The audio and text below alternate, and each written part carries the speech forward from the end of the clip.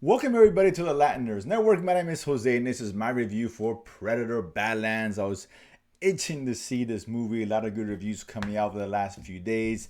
I'm a huge Predator fan, more so a huge Predator original fan. The second one's okay, and then the rest were just a lot of mediocrity, and I'm being nice when I say that. Until a few years ago, when Prey came out straight to Hulu, it should have been a theatrical release. But David Trachtenberg took over, I guess, has taken over the franchise. I really like Prey, kind of brought the Predator franchise back to respectability. And he came out with Killer Killers, kind of an animated one on Hulu, which is really good and kind of ties into Prey as well. And now here, Predator Badlands. And it's clear that he really has a good understanding of what this Predator movies should be. And he understands it. He's doing different things with it, particularly this film, because in this one, normally, even with Prey, normally it's, we have a human against a predator, right? It's at the base, like at its core. And it's a human survival, whatever you want to call it. Eventually the human, prevails over the predator. But here, the predator, at least the one they focus on, is the protagonist here. You don't really see that in these films. So I like the kind of direction he took here, and presented a really entertaining and at times real badass film, which I really, really enjoyed. And this may be a knee-jerk reaction because I just came out of theater a few minutes ago, but it's maybe the second best Predator behind the original, of course. But I like Prey was. I thought this was a little bit better than Prey. I thought Prey was right up there as well. It's a lot of fun here, man. I like what he did here. Obviously this one just focusing on the Predator. He's a kind of an outcast in his clan. And he's kind of a little bit of run. He's undersized. His father wants him killed because no weakness allowed, of course. But he decides to go out there and make a name for himself and prove himself to the clan, to his father, what he can really become, right? That he's worthy of being part of the clan. He goes out to this planet.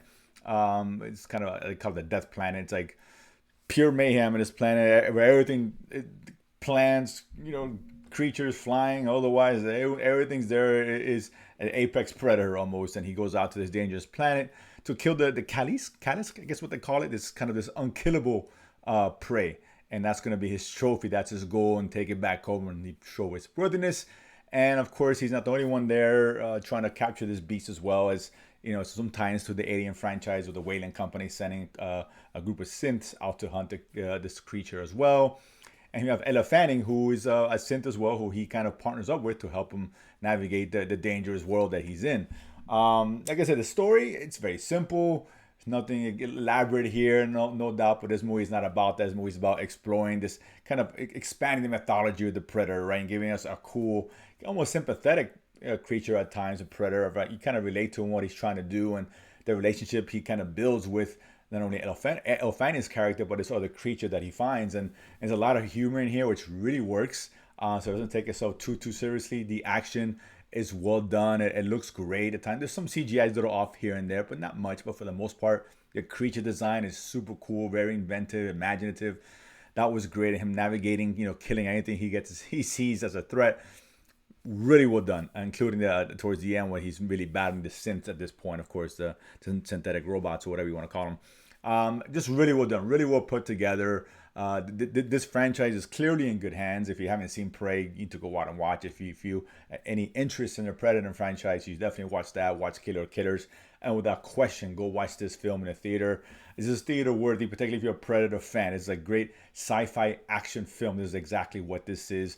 It's just, instead of a human protagonist, it's the Predator. And there's really no humans at all in this film, which is refreshing as well, right? So it's giving us something new, something different, which a lot of these franchises need to do, including something like Alien, which Alien has been doing, particularly with the show that came out a few months ago on Fox. So yeah, overall, highly enjoyable. Again, simple, to the point, and nothing deep.